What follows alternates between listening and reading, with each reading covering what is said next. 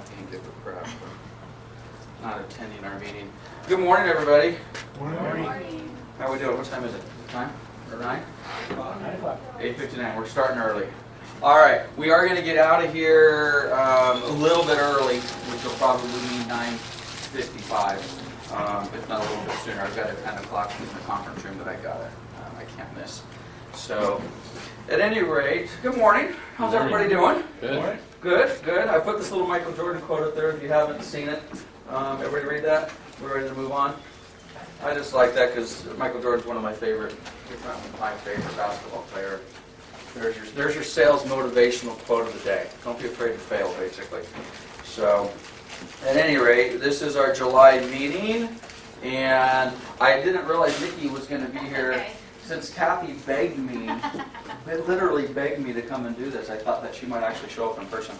So, at any rate, Nikki is here with Old Republic. She is providing all of our little goodies over there. So let's give her about 60 seconds to say good morning. Does that work for you? Yep, works perfect. Morning, everyone. Real quick, just wanted to touch on a couple changes we recently made to our plan. Well, actually, it's been a couple months now, but back in April. So you guys still have your E&O insurance with Crest, correct? Yes. Okay. So big benefits to using the Crest policy. We have both our brochures back there, but make sure you grab the one that says Crest 12-month plan. It's $15 more, so the ultimate protection is $390 instead of $375. But remember that includes the roof coverage. So that option that's normally $100 and gives you $1,000 worth of roof leak coverage is included in the Crest policy. Also, when we changed our plan in April, we added some coverage into the ultimate protection. We're now covering hydrojetting in the ultimate. It used to only be in the platinum. We're covering whole house fans. We're covering ceiling fans like for like, no longer just builder standard. So there's a lot of coverage that's been added into the ultimate. And then in the platinum, we upped the modifications from a $500 limit to a $1,000 limit. So there's definitely been some good changes that have come out in the last few months, as well as adding solar options for pool, solar hot water. So if you don't have one of the new brochures, make sure you pick one up over there. So when you're writing the contracts, you have the correct pricing with all the new options that are available, and are getting your clients, the best coverage possible. So, does anyone have any questions? That you said that roof coverage is still the same? The roof coverage is still included in the Crest policy. I mean, same amount though? Yes, same the limit. roof is still a $1,000 limit. Correct. Oh, we also cover doorbells in the Crest. I know that's a little option, but the doorbells are covered in the Crest and they're not in the regular, so another benefit to it. So, any other questions on the warranty coverage? Can we toss the old Crest one? Yep, toss those, because those are no longer in effect. So if you have a bunch of those piled up on your desk, toss them. All the new ones are over there. They're red now, and it has the, make sure it's got the $390 pricing on there. Any other questions? Okay, well, Kathy and I appreciate the business. If you guys need anything, just let us know, and have a great day. Thank you. Appreciate keeping it short. That's nice. And just so you guys don't get lost, because we know we've got a few new people in here. Not a lot, but actually none. But the Crest, that is our E&O carrier. Okay. So actually, we probably should just throw out all of those brochures that don't say Crest, just so you guys, if you are pulling those, who's using Old Republic? Probably most of us in here are using Old Republic. But anyway, the Crest policy, because I don't know what the relationship. What is the relationship exactly? Are you guys like your parent company, same No, insurance Crest, underwriter? Crest has 3 qualified home warranty companies that they let you choose from in order for it to tie in to your E&O deductible. Right. We are just one of their preferred home warranties. We're not related to You're not underwritten by the same company. No. Okay, well, there is a selfish benefit, which it makes it easy to kind of make this pitch, because most of you are already using Old Republic anyway. But there is a benefit, frankly, to me, in that if there's a claim made with the Crest policy, it doesn't eliminate the deductible, but it does. $2,500. It takes the deductible down. Our deductible is $10,000, by the way. So if we have a mistake, even if we don't have a mistake, if we have a claim, whether we're right or wrong, then that ultimately, I end up having to push that over to our carrier. The check goes for $10,000 no matter what. Whether we were super egregious in our mistake, or whether it's just a buyer or a seller just going crazy and wants to get money for no reason. So if we have this policy in place, it certainly helps us. There's also, isn't there some seller protection in there as well? Yeah, if you have the seller of the property, and the seller's not a bank, so just a regular seller, which we're getting a lot more of these days, so that's good. Your seller gets $25,000 worth of protection if the buyer sues them within the first 6 months of escrow for closing for something like failure to disclose. Right. So there's a huge benefit, especially if you're on the buyer or the seller side, to have that 25 grand just for using the Old Republic policy. So there is, it's not just completely self-serving to use the CREST policy, there is some benefit to the seller to grab a hold of that. So anyway, thank you, Nikki. Thank you. Say hi to Kathy for us. I will. Okay, we've got, unfortunately, we're doing a terrible job communicating. We do have 4 new agents. Unfortunately, I don't think any of the 4 agents actually know we have a sales meeting on the 1st or the 2nd Wednesday of the month. So I've got to get with Anna and do a better job of communicating those. So we'll probably reintroduce Gabriel and Griselda and Johnny and Manny here at the next meeting so they actually know we've got a sales meeting. Just a quick comment on this. The market's changing, guys. The market is changing. And if for no other reason, this, and not that this isn't 100% Ingrid's, by the way, thank you Ingrid, I appreciate that. But it's just different. A lot of these people are new. I think one of them is coming from another office. But there is some excitement about getting into this business, which frankly may just kind of make everybody in this room say, oh man, really? You know? Once they see the inventory problem, they'll be back out. Yeah, you know, it is kind of a double-edged sword because as the market gets better, more agents tend to see it gets better, which means now we're competing against a bunch of huckleberries out there, and now we're losing listings to the seller's sister's aunt's nephew who just got their real estate license. So there is some negativity, if you will, but I was at the board of directors meeting for IVAR yesterday, and I've been looking at these reports every year for 6 or 7 years, and you know the number of new agents coming into the business has been small, and now it's started to month over month starting to increase. So I consider that a good thing. Obviously, I like it for the office. I'm assuming most of you probably don't care whether we have new agents here or not, and may even see them as a pain or even a threat. But at any rate, bottom line is there certainly is more buzz in getting back into the business.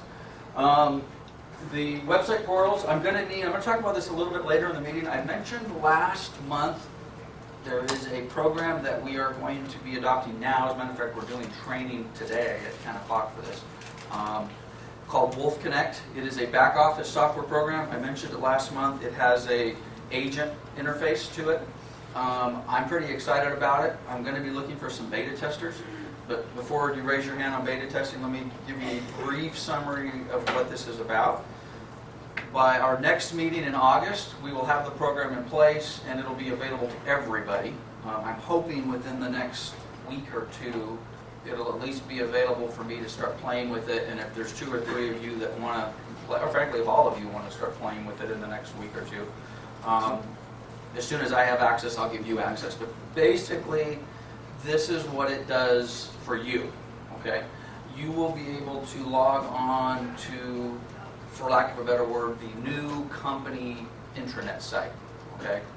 Username and password protected, so you've got your own little access. It'll have things on there, which I think probably the most valuable thing to you guys, although I think there's a bunch of things, but probably the most valuable thing that you might be interested in, say, hey, I'm interested in having access to this, even though you may not go into it every day, is you will be able to go in and take a look at your personal data as it relates to what business you've done this year, what business you did last year, number of closed sides, gross commission, net commission, how much expenses, how many E&O transactions have I paid. You'll be able to run that report in real time, pretty much 24/7. Matter of fact, not pretty much 24/7, 24/7. So if you've got an appointment to see your tax guy tomorrow and you can't get a hold of me, or Lily or Sarah's not available, and you want to know, geez, what did I do? I lost my 1099. What did I do in business last year? Boom, you pull it up, it's all there. You'll also be able to take a look in real time what you did this year, month to date, year to date, whatever you want to do. You can also take a look at your pending current business. I got a little smile on my face because I'm hoping that at least all of you will see a little bit of value and go in periodically. I don't expect you to go in and live in this program once a day, but maybe once a week or once a month or more often, you may want to go into that program and say, what do I currently have open? Which you probably already know. I've got 1 escrow open, I've got 10 escrow opens.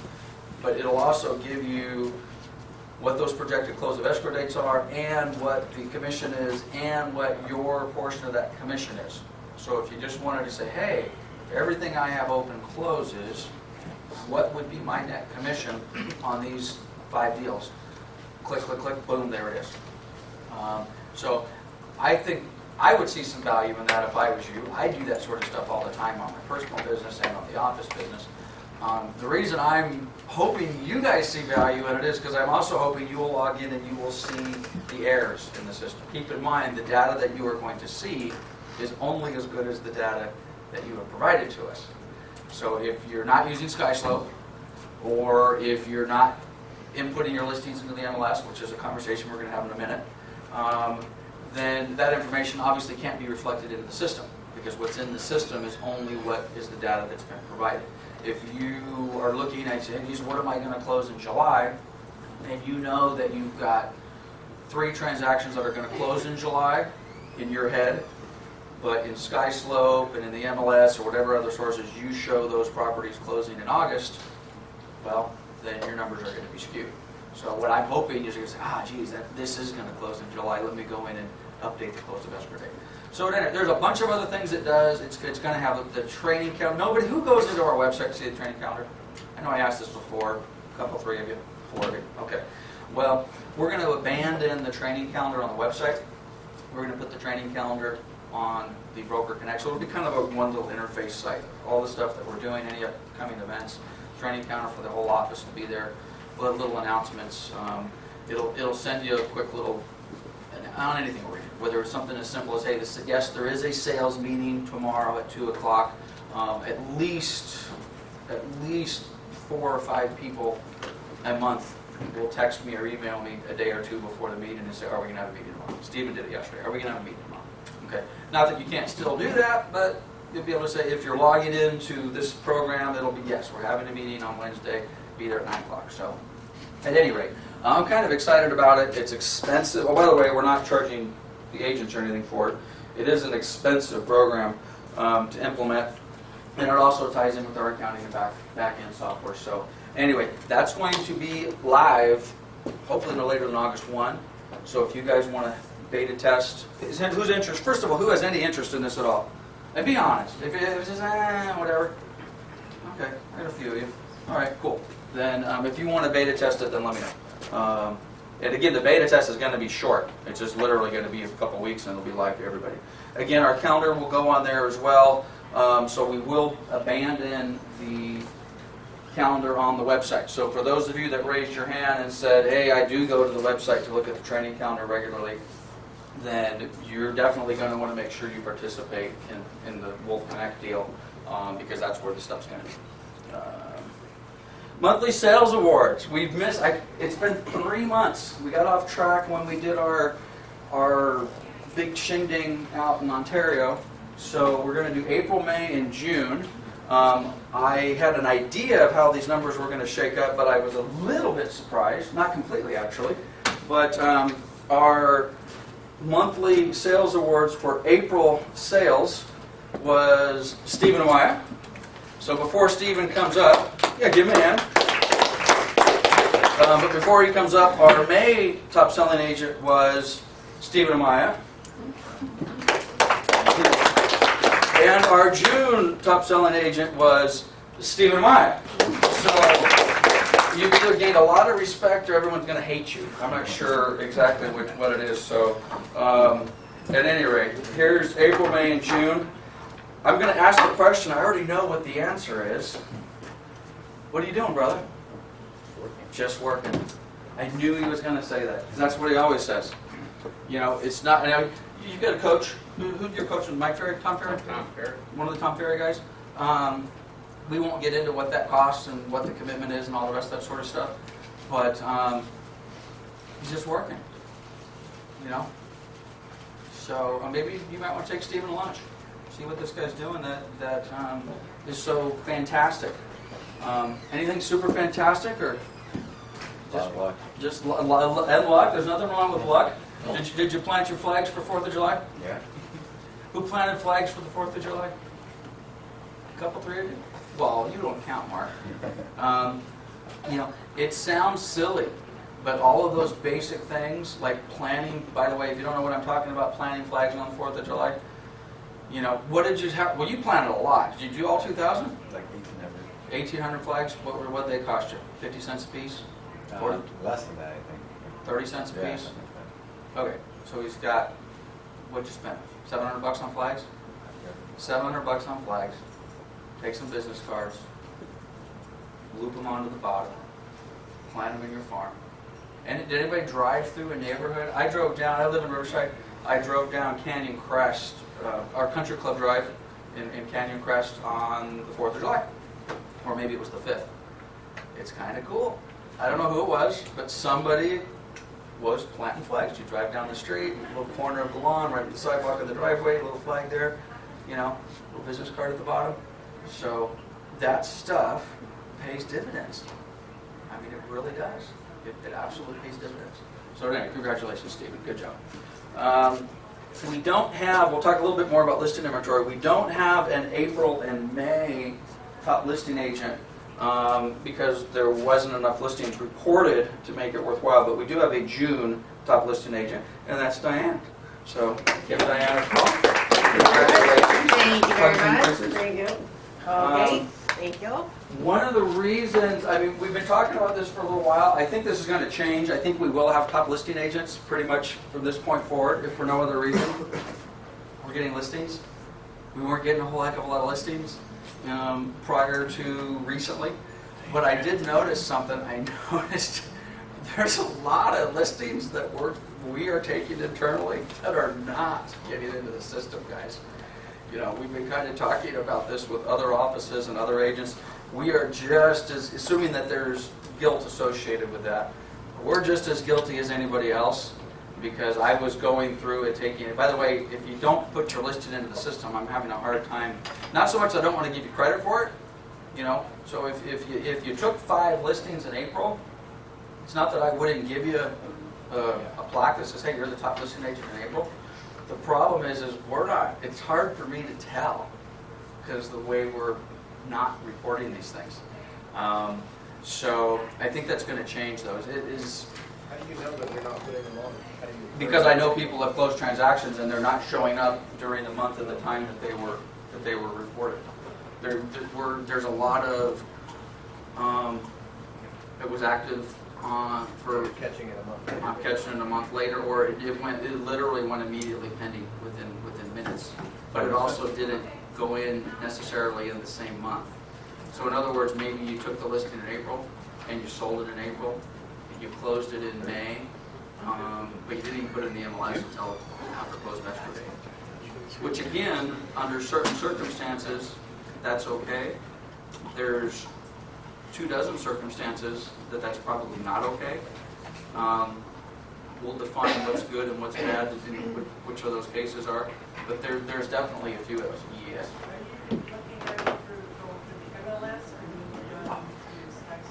Well, I'm looking at them both, but normally I'm going through the MLS.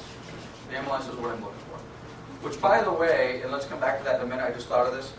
This new program that we're using, this Broker Wolf or Loan, what did I say? What's it called? Broker Connect or Wolf Connect. Wolf Connect. That integrates with SkySlope.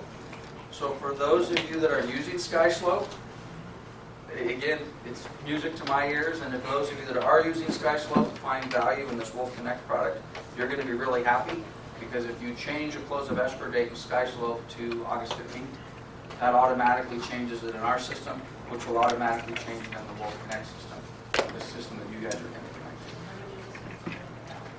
Well, I've kind of made a minimum standard. If we don't have at least 2 listings in the month, I'm not. Well, where are you? With list dates in April and May. Pull them up and show them to me. I just pulled them in this office. I just pulled. Well, let me tell you what I'm looking for. If you listed 3 properties in April, you do not have 3 list dates in the month of April, because I just pulled them. And there was not one agent in this office that had more than 2 listings in the month of April. And I don't frankly think, I don't even think you were in the 2. So, let's just touch base on that real quick. Let's just suppose for a moment, who has a listing that they have right now that's not in the MLS? That's in escrow? Okay, you guys, then let me talk to you guys specifically, okay? Let's assume that there's a valid reason for that and we're following all the rules. If you are you gonna, let's also pretend you're gonna close that listing this month. Close today. It's closing today. When did you list the property? June. In June. Okay. Are you gonna put it in the MLS? As an Yeah. active, pending, Sold. sold, all on the Yeah. same day? Well, this is different. This lady she's a pastor at a church. Okay. She didn't want, there's a bunch of realtors that go to her church. She didn't Okay. want it on the market, Okay. so that's what we sold to you guys. Okay. So I guess that's As long as the seller's okay with, guys, we can talk about the problems with this. There's a lot of reasons. Well, we've done that for years, and we've seen it in the MLS. Reported for comp purposes only. Never on the market. Put in MLS for comp purposes only. You pull it up, say, wow, there's a sold property. Nobody ever had a chance to buy it. Okay, but getting back to getting credit for that listing, if you're going to close that listing this month, if you took that listing in the month of June, then you need to put it in with a list date of June 3rd. it's a pretty much sky slope. I probably got like. Yeah, I get you, but it's still under the MLS, because I'm checking the stuff that goes into And the the MLS. problem is if you put in the MLS with the list date of June, you get fined $3 million, which I Yeah. did. $250 I have to go pay. Right, you mean with the back date? Yeah. Exactly, Yeah. which is why I'm not finding your guys' listings, Yeah. because you're not doing that. But that's exactly the problem. So that's the point I'm trying to make. And the larger point is, let's suppose Yeah. Oh, I said Oh, that yeah. there's no top listing It goes agent up for to like May. $1,000. Let's just pretend that the listings that Stephen and Diana have right now, or Diane have right now, let's just pretend that you took 5 of those listings in May. You never put them in the system. They haven't closed yet. So you're like, wait a minute, I did 4 listings in May. I did 5 listings in May. Well, you did, and by the way, even though you guys are using SkyScope, we still are probably Right. about a 70% I'm adaptation behind. into I know. SkyScope. A lot of you aren't, Rose. I So, don't know. you gotta be. I mean, it's gotta happen, and frankly, that's another reason why we're gonna use this Wolf Connect program. So, well, let me ask you a question, guys. Is it important, if you took 4 listings in the month of April, do you want to stand up here and get a plaque for it, or do you care less? I'm Bonus so would be far nice. behind right now. Huh? Who cares? Well, Okay, I if care, you but care I'm about so- it, then you need to report your sales. It's just that simple. If all you care about is cashing the check and I don't give a rip. By the way, this will catch up to you at the end of the year. At the end of the year, I will be able to go through and say, okay, there was 17 listings and 22 sales or whatever it happened to be. But on a month-to-month basis, it's really, really hard. Really, really hard. Because you guys aren't reporting your stuff. So, at any rate, enough on that. okay. So, at any rate, but the sales are getting better.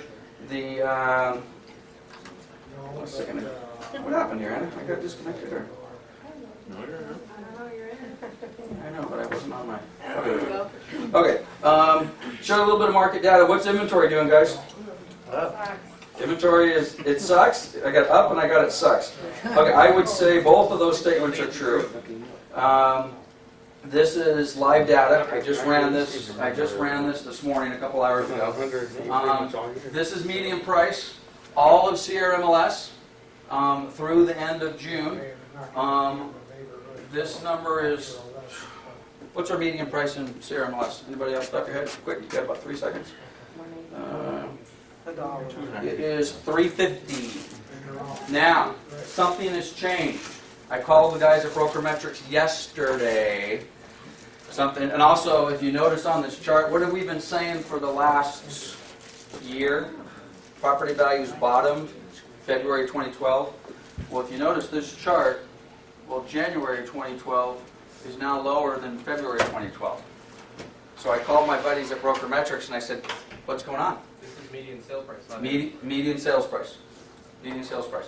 But what's happened, a lot of the numbers that we've been looking at, and this really drives me nuts because I don't know what I can do about it other than just acknowledge that things have changed.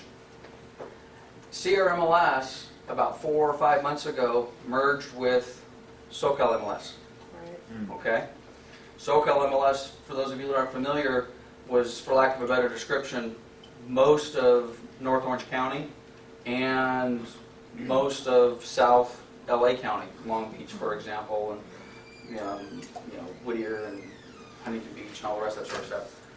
What I found out yesterday is that Brokermetrics over the last 4 months has been merging in to the CRMLS data all of the So diluted it. SoCal data. So up until probably 4 or 5 months ago, we were only looking at the CRMLS as we knew it. And the CRMLS as we knew it was basically Inland Empire. Now when I run my CRMLS reports, I'm getting probably 75% of Southern California. Okay? So, but I'm going to make a new report, and instead of having it CRMLS, we're going to do Inland Empire. It'll give us a little bit better idea. Frankly, this chart will change. It will go back to the bottom of the market being February.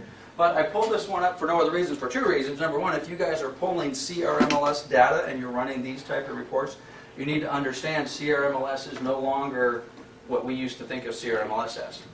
It includes Huntington Beach. It includes a lot of Orange County now, and Long Beach, for example. So the numbers are a little bit different. But at any rate, the chart's basically the same. Another thing I noticed, this is what prompted me to call him yesterday on the supply and demand. I said, wait a minute, I follow these charts every month. This chart did not look like this a month ago, because if you look at this chart now, inventory bottomed in February, March, upticked in April, upticked in May, it's pretty much the same in June. That wasn't the case when we ran these reports last month. But now this report includes all of the SoCal data. So when you put all that data together, we're starting to see a little trend line of the inventory going up. I didn't run the Inland Empire because I just discovered this last night. But we all know that the inventory in Moreno Valley is up, right? Because we all follow it every day. What do we got now? 190? Yeah, it's over 190. 190 homes compared to last month was 125? Yeah, maybe a little less than that. Okay. Well, inventory's up. We can talk about the type of the inventory, the quality of the inventory, how much of it's actually hitting the market, how many Stephen and Dianes do we have out there that are listing properties for church members who don't want their members of the church to know, so they keep it off the market, they don't want to be bothered. Okay. So we can go through that sort of scenario, but the bottom line is inventory's up, prices are up. So I still have all the same concerns I've had before, but I got a big smile on my face because inventory's up, prices are up, commission checks are up. Who in this room has made more money in the first 6 months of this year than they did in the last 6 months of last year? Most of your hands should go up. Okay? Let's just suppose you did the same amount of business. You closed 4 escrows in the first 6 months or 24 escrows. Unless you're cutting commissions, your income should be up by at least 35 to 40%, because the commission checks are up by 34 to 40%, if not more. So there's 2 things that we've been talking about. I've said this at least a half a dozen times in the last couple of years. There's 2 things that we need to help our business. Number 1, unit prices would be helpful. So instead of cash and bringing in gross commission checks for $3,000 and chopping that up, let's bring the unit prices up. So now we're bringing commission checks in at $4,000, $5,000, $9,000, whatever it happens to be. And then the second one is unit sales. Unit sales are also up, guys. If you take a look at this chart, again, the numbers got skewed because they added some CRMLS stuff in here. But the under contracts are still up. And actually, this doesn't make sense. I got to call them back, because if this did include all of CRMLS, this number should be, or all of SoCal, this number should be a lot bigger. It can't just be 13,000, because that's what it's been the whole time. I got to get some information from them to find out why these reports are a little bit different. But the bottom line is the pendings have gone up from 6 months ago from 9,000 to 13,500, and the solds have gone up from about 9,000, 10,000 to 13 or 12,000. 20-30% increase in sales. Got to get our piece. So, at any rate, I'm very excited. There's, with all the fundamental issues in the market that are still kind of scary, the data looks good, and I don't anticipate it to change. I really don't. Matter of fact, I think this next slide ties it. Yeah, it does.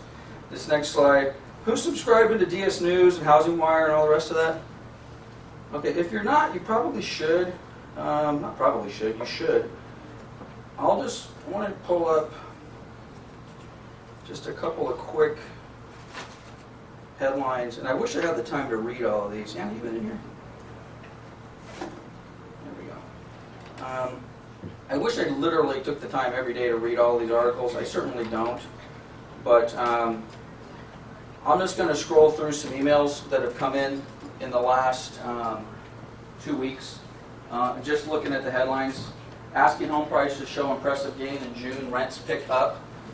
Now again, keep in mind, this is not Moreno Valley. This is not SoCal. We're talking, unless it says otherwise, we're talking kind of national news. Report projects above normal price growth. Strong gain in Metro. Have we seen above normal price growth? Just a little bit. Foreclosures are down. I think we all know that. Forecast points to steady price growth led by California.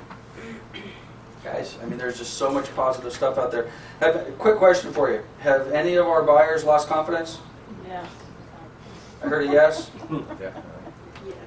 Confidence in what regard? In their ability to get an offer accepted, or they just don't like the market? And their ability, That and rates. the rates are going up. Okay, well, let's one at a time. Their ability to get their offer accepted? Yes. They're Yeah. frustrated, but that's not new. I mean, they've had that frustration for years. Rates are concerning them? Yeah. Rates have ticked up? Have they lost confidence in the market? Do they still want to buy, I guess is my question. Yes. They still want to buy. Some of them Okay. can't. When you have your buyers start telling you, I don't want to buy because of X. I'm afraid of the economy. I'm afraid I'm going to lose my job. I think property values have gone up too high.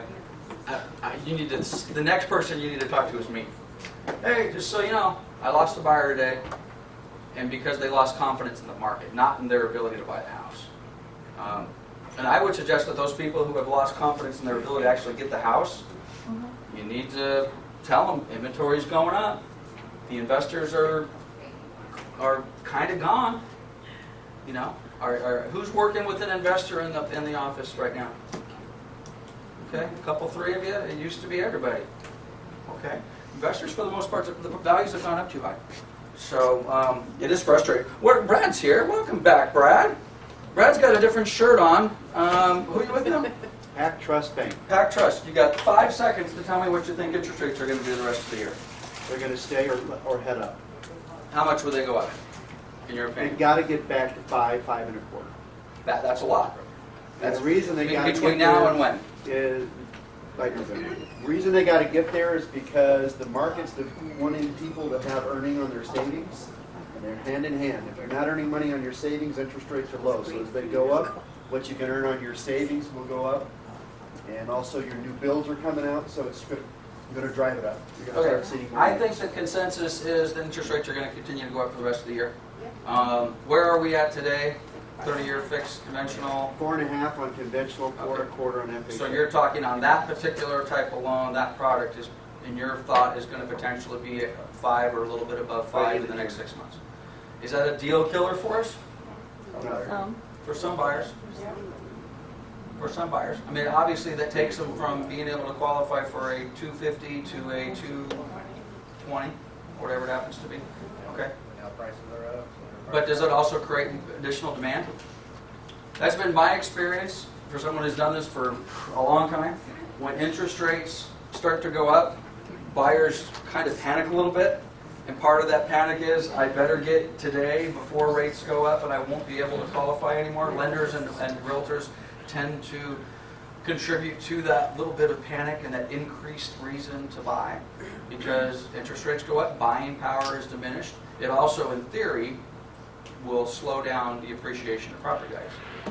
Because as property values have increased, interest rates are artificially low, for lack of a better description. Now we may see a slowdown in property value increases. So with every negative, there's a positive. One thing I've noticed, because I'm covering a big territory, probably most of Southern California right now, what I'm finding is less people are in the way, so you don't have 30 offers going in. you're having 10 to 12, so you have fewer people clouding the water. You're more apt to get your offer accepted. One of our sister offices in Santa Ana just had an open house with the top agent down there on a redo. It fell out because he didn't get a cross call from me. When he came to me to save it, I couldn't save it. It was unsavable. It never should have gone in. He had an open house this weekend. He had 42 buyers walk through. He got 2 offers on Monday morning. That's unheard of. in Santa Ana. Only 2. Only What 2 price offers. range? What price range are we in? $435, 435. which in Santa Ana, Orange County is cheap. Right. I'm just going to pull Moreno Valley up real quick. Again, this is live data. This is Moreno Valley median, so we don't have that skewed number of what's SoCal MLS doing. How did that impact our numbers? This is. Is it done? Okay. I think somebody said median price in Moreno Valley was about 200. Whoever said that, I thought I heard that. You're spot on. Median price, end of June, $200,000 on the button. Go back just 3 months ago. Well, last month was, I don't know if you can see this. Look at my mouse. 194 the month before that, 183 the month before that, 180, 177. January we were 175. So in January we're at 175. Today we're at 200. Okay. And I don't think this is going to happen, by the way. I don't think we're going to see property values pull back this year. But if interest rates do go up, instead of seeing, what have we seen? We've seen a $25,000 increase in 5 months. Let's just call it $5,000 per month in appreciation every month in the city of Moreno Valley for the last 5 months, which represents, what does that represent? It's from 175 to 200. Help me out on that. What is that? It's 20%. How much? 25%. It's a 20 in 5 months. It's not quite 25, but it's Close. close in 5 months. Okay, so maybe that's going to slow down a little bit. Maybe we'll only see an increase of another 10% for the rest of the year. Which honestly, in Moreno Valley, I don't think that's going to hold true because our values have been beaten up so significantly. Still buying at $200,000, median price for $200,000 is cheap, guys. You've got to remember what we were selling for $200,000 in 2006. Who's familiar with Lakeview Sunnymead condos? What could you buy a condo for at the peak in 2006? 225. $225. $225,000. I'm going to show you something else. Now, I have to remind myself of this a lot because I kind of get lost in my own, I wallow in my own misery, so to speak. I would be fine with Did I that. lose my connection? Because when you see values go up so fast, you kind of just, it doesn't make sense. It's too much, too fast, all this sort of stuff. Let me show you a picture of a house that most of you will probably recognize in one form or another. Almost there. By the way, everyone stay away from Anna. She's contagious. She won't admit it, but she is. Okay. Some of you have seen this house before. There it is. Okay, anybody recognize this? This is Warner Ranch, Gentian. corner of Paris and Gentian, basically. By Home Depot? Kind of No, north of further Home north. Depot. Is this on Gentian? This isn't Gentian. This Yeah, is Sheila. that's Gentian. This is Gentian. Just south of those new apartments. This house is right next to the little apartments. This house was built in the late 40s, early 50s. Right. This house is truly, when we sold, which by the way, this closed escrow in June of 2006. Okay? And the inside of this house It was, was 1950s. let's just put it this way. You see how nice the yard looks? That's what the inside looked like. $305,000. Now, should that house have sold for $305,000? No. Okay, got that. But we still got a lot of room here in this marketplace. Okay, a lot of room in this marketplace for some positive stuff, as long as the buyers still have confidence. If the buyers lose, which is what I'm telling you, when you start getting those buyers that are coming in saying, oh, I don't want to buy, I've lost confidence in the marketplace, I think the world's coming to an end, then if we start to get a trend in that regard, then okay, then we'll talk a little bit more. But I don't see that right now. I just see blue skies. Okay, anybody got any comments on that? Okay, we're just got another few minutes and we'll open up for some questions. For the most part, with the exception of Rose, everybody's doing great. Just kidding, Rose. That's true. If you are using SkySlope and you're using it regularly to follow your transactions, then you can just tone out for the next 30 seconds. If you're not, all I can tell you is you will no longer get paid on your transactions. Okay? Lily is basically sending me a report with a check that says, hey, SkySlope looks good, missing 2 or 3 things. If that's the case, no big deal. Anna will hunt you down to get your 2 or 3 things. Check's going to be delivered, everything's good. If I get a report that says, hey, here's a commission check that just closed, no SkySlope. What I've discovered from a few of you is not only have you not used SkySlope, you haven't even given me a file, and I'm giving you checks. Ain't gonna happen. Party's over. We've had about 6 months to figure the program out. By the way, is everybody reasonably content with SkySlope? Is it working okay for you? Okay. If you're having problems, let me know or let Anna know. But for those of you, and it's not just in this office, we still have about 15% of our agents that are doing business that aren't using SkySlope. That's not going to work. You got to use it or you won't get paid. It's just that simple. Or if you just can't use it for whatever reason, I will carve out exceptions for those of you that just can't use it, but when you close escrow, you've got to give me a file, and then I'm going to charge you for that. I'm going to charge you because then somebody, Anna, or we talked about this before, Anna or Sarah or somebody has to take your stuff and plug it into the system, because that is the system of record, and you got to pay for that. So anyway, just use the system. I think you guys, if you use it, you'll like it. We talked a little bit about Wolf Connect. Anna will shoot you out an email today.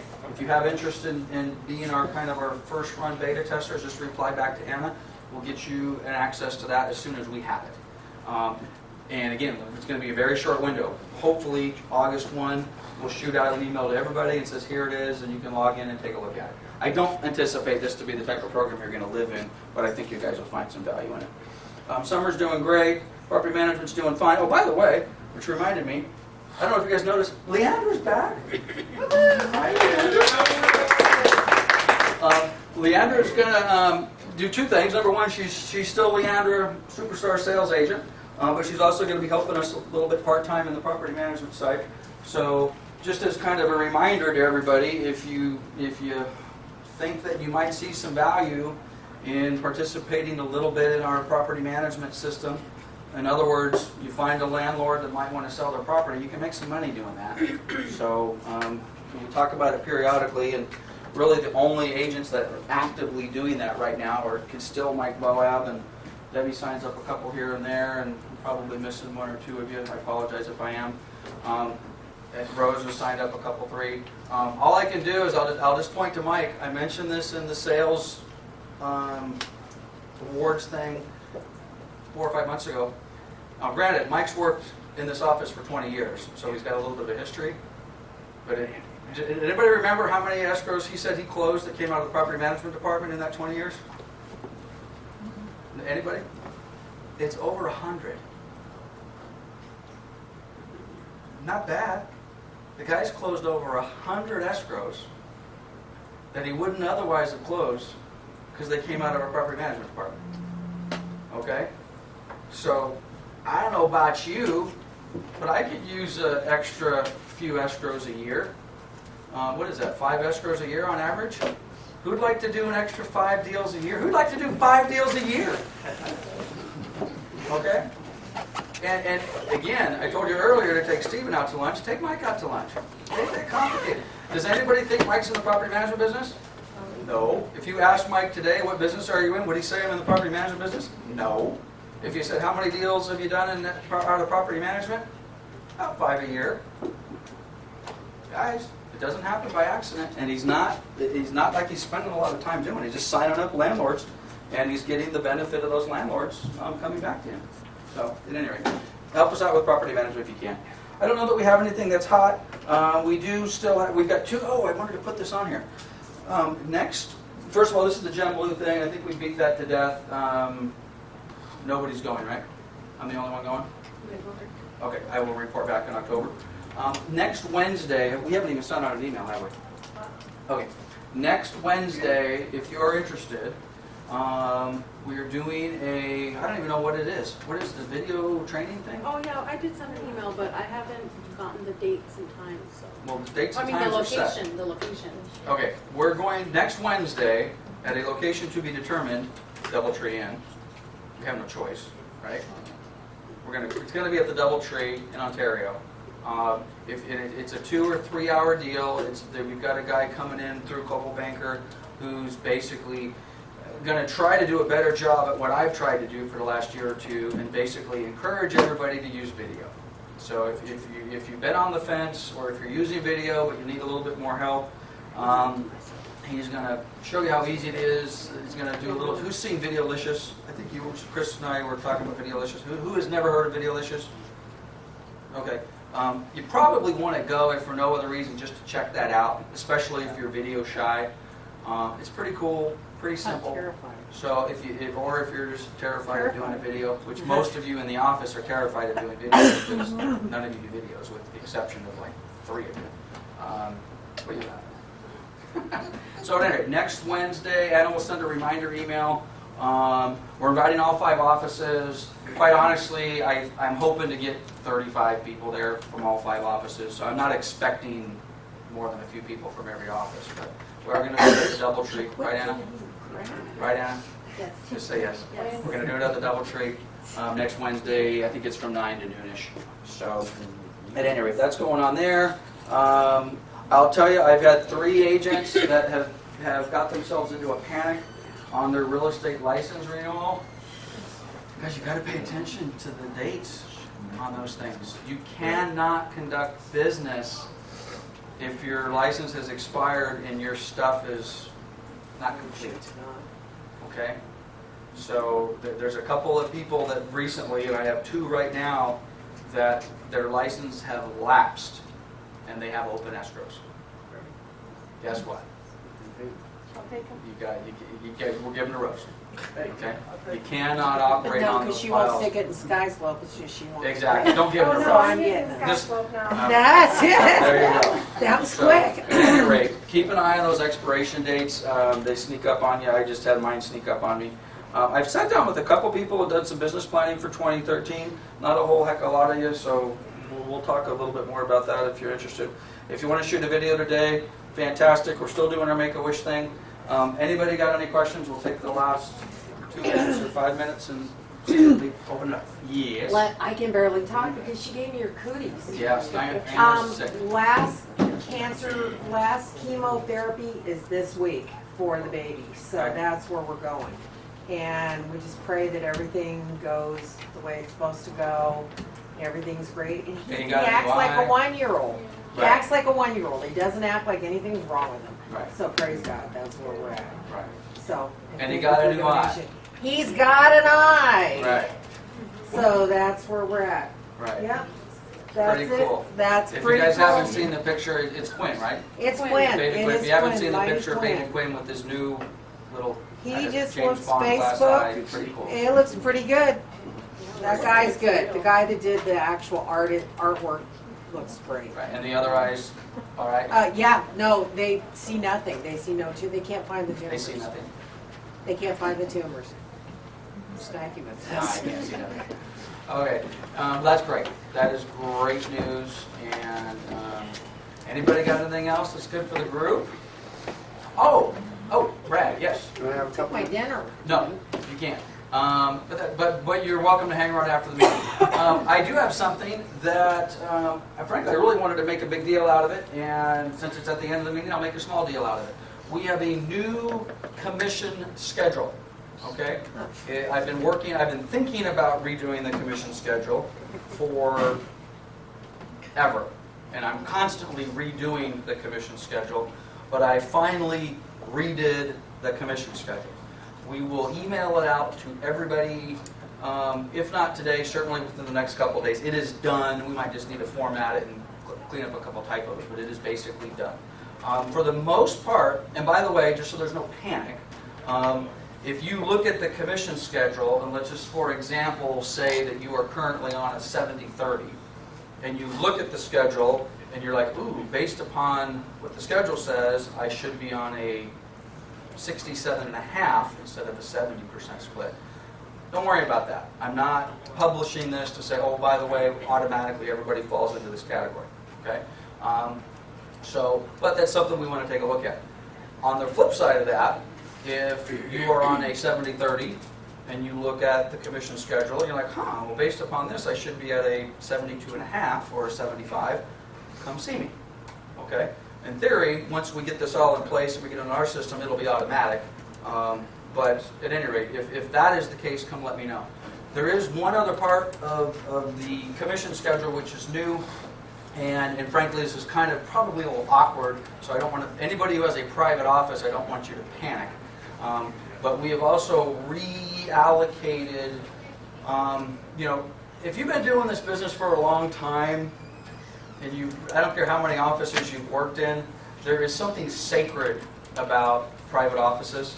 And there's also something that tends to happen with private offices. People that get in private offices tend to stay there forever.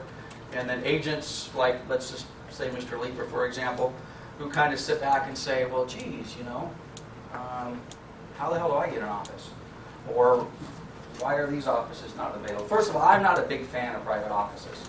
I don't like them. If I had my way, I'd wave my magic wand, we would have no private offices. Not that we wouldn't have professional offices for people to meet clients with, but this is the deal. We have a new schedule for private offices. So those of you that have them, by the way, congratulations to Debbie, because Debbie was the first agent, for lack of a better description, in the bullpen who met the threshold to get the private office. And she basically took the office that Leandra was in. So if those of you were kind of wondering, oh, wait a minute, why did I not get that office as opposed to Debbie did get it? Well, take a look at the schedule that we're going to be emailing you. And you'll kind of be able to get a little bit better idea of what it takes to get into an office and what it takes to keep an office, at least from a private office standpoint. It's always a touchy subject. What my broker, we were not going to do this, but I'll tell you what, maybe we will do this. We'll take a straw vote. But what my broker used to do 25 years ago, I'll just take Chris as an example because his production is such that if he doesn't want a private office, he's going to probably be at least in line to want one or earn one anyway.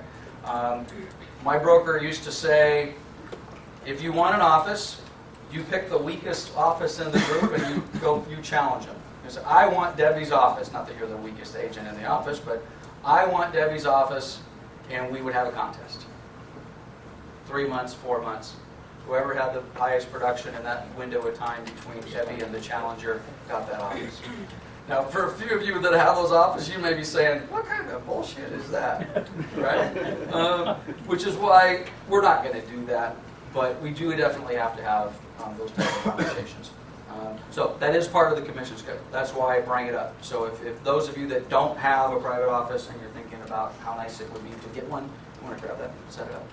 We have a meeting in like 7 minutes. Just let me know and we can talk about that.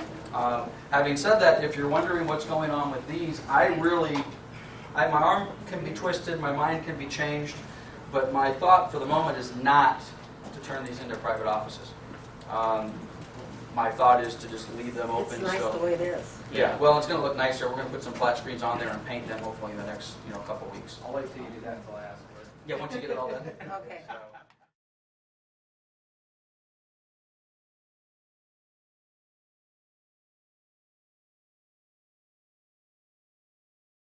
Republic, she is providing all of our little goodies over there. So let's give her about 60 seconds to say good morning. Does that work for you? Yep, works perfect.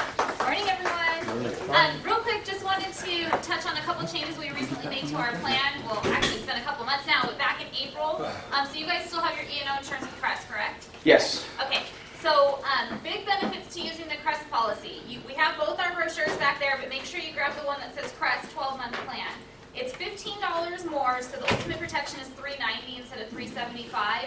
But remember, that includes the roof coverage. So that option that's normally $100 and gives you $1,000 worth of roof leak coverage is included in the Crest policy. Also, when we changed our plan in April, we added some coverage into the ultimate protection. We're now covering hydrojetting in the ultimate. It used to only be in the platinum. We're covering whole house fans. We're covering ceiling fans like for like, no longer just builder standard. So there's a lot of coverage that's been added into the ultimate. And then in the platinum, we upped the modifications from a $500 limit to a $1,000 limit. So there's definitely been some good changes that have come out in the last few months, as well as adding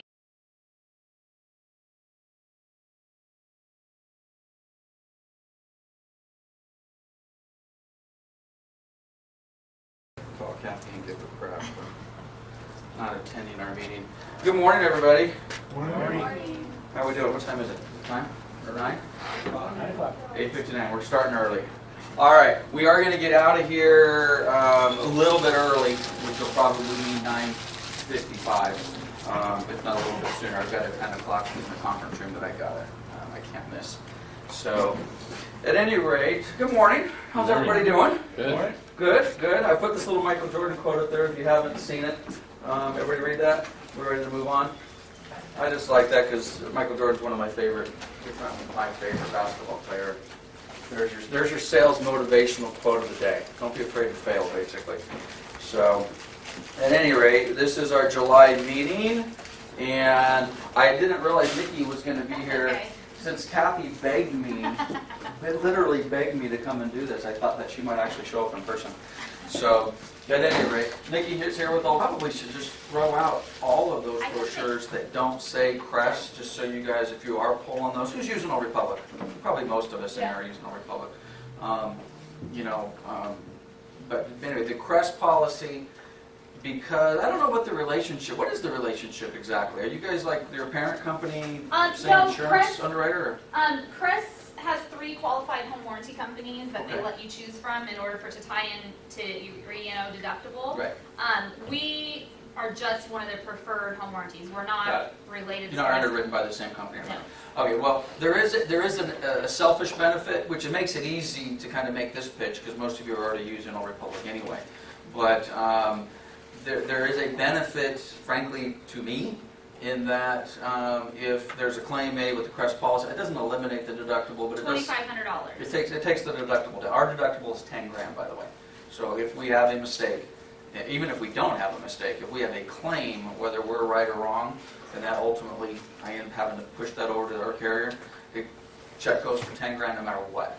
Whether we were super egregious in our mistake or whether it's... And solar options for pool, solar hot water. So if you don't have one of the new brochures, make sure you pick one up over there. So when you're writing the contracts, you have the correct pricing with all the new options that are available and are getting your clients, the best coverage possible. So, does anyone have any questions? That you said that roof coverage is still the same? The roof coverage is still included in the Crest policy. I mean, same So, amount though? Yes, Same the limit. roof is Okay. still $1,000 limit. Correct. Oh, we also cover doorbells in the Crest. I know that's a little option, but the doorbells are covered in the Crest and they're not in the regular. So another benefit to it. So, any other questions on the warranty coverage? Can we toss the old Crest one? Yep, toss those, because those are no longer in effect. So if you have a bunch of those piled up on your desk, toss them. All the new ones are over there. They're red now, and it has the, make sure it's got the $390 pricing on there. Any other questions? Okay, well, Kathy and I appreciate the business. If you guys need anything, just let us know, and have a great day. Thank you. Thank you. Appreciate keeping it short. That's nice. And just so you guys don't get lost, because we know we've got a few new people in here. Not a lot, but actually none. But the Crest, that is our E&O carrier. Okay. So actually, we post a buyer or a seller just going crazy and wants to get money for no reason. So if we have this policy in place, it certainly helps us. There's also, isn't there some seller protection in there as well? Yeah, if you have the seller of the property, and the seller's not a bank, so just a regular seller, which we're getting a lot more of these days, so that's good. Your seller gets $25,000 worth of protection if the buyer sues them within the first 6 months of escrow closing for something like failure to disclose. Right. So there's a huge benefit, especially if you're on the buyer or the seller side, to have that 25 grand just for using the Old Republic policy. So there is, it's not just completely self-serving to use the CREST policy, there is some benefit to the seller to grab a hold of that, so. Anyway, thank you, Nikki. Thank you. Say hi to Kathy for us. I will. Okay, we've got, unfortunately, we're doing a terrible job communicating. We do have 4 new agents. Unfortunately, I don't think any of the 4 agents actually know we have a sales meeting on the 1st or the 2nd Wednesday of the month. So I've got to get with Anna and do a better job of communicating those. So we'll probably reintroduce Gabriel and Griselda and Johnny and Manny here at the next meeting, so they actually know we've got the sales meeting. Just a quick comment on this. The market's changing, guys. The market